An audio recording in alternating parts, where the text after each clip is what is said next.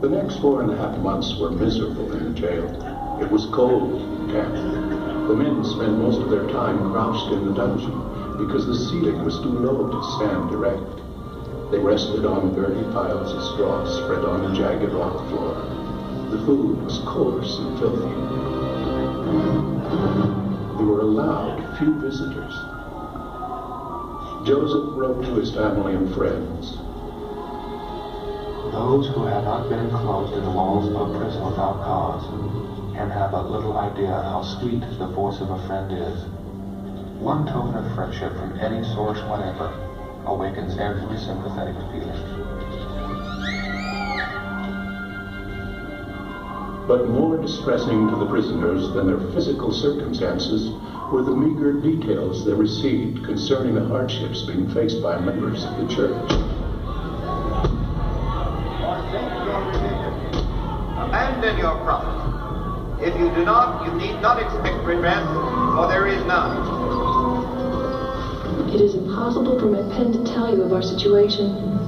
5,000 men, women, and children driven from their homes in poverty. We ask for the privileges guaranteed all free citizens to live and worship God according to our own conscience. No one but God knows the feelings of my heart when I left our home and almost all of everything that we possessed, excepting our little children, and took my journey out of the state.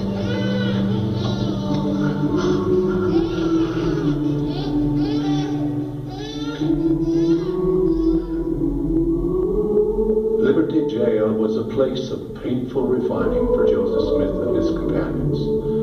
As he tried to pen words of consolation to the suffering saints, Joseph poured out his anguish in prayer. "O God, where art thou?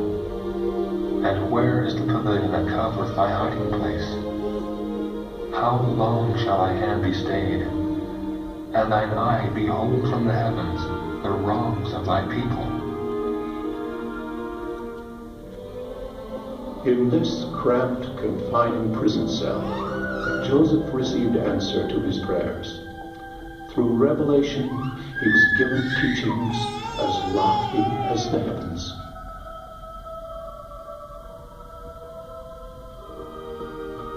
My son, peace be unto thy soul.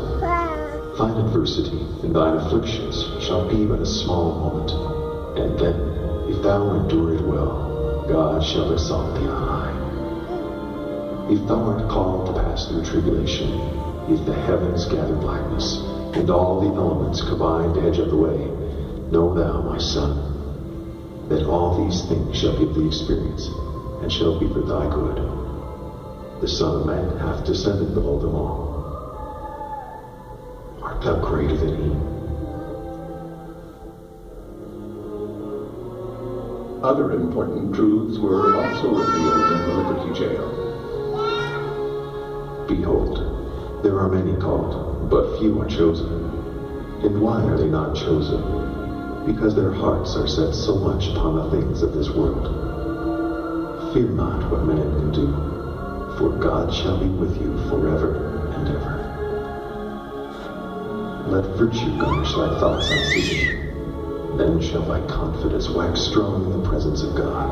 The Holy Ghost shall be thy constant companion, and thy scepter an unchanging scepter of righteousness and truth. The words of comfort and perspective revealed in Liberty Jail sustained Joseph Smith and members of the church through this trial and many others which followed. What could have been a time of despair became a season of faith.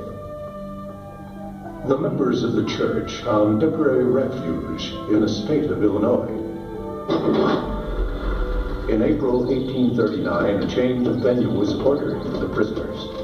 Realizing that there was no valid charge against them, the sheriff, directed by his superiors, allowed them to escape. They soon joined their friends and family in Illinois.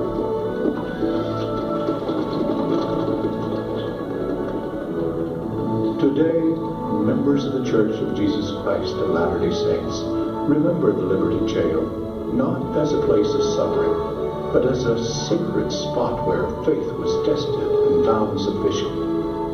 A place where the voice of God was heard again.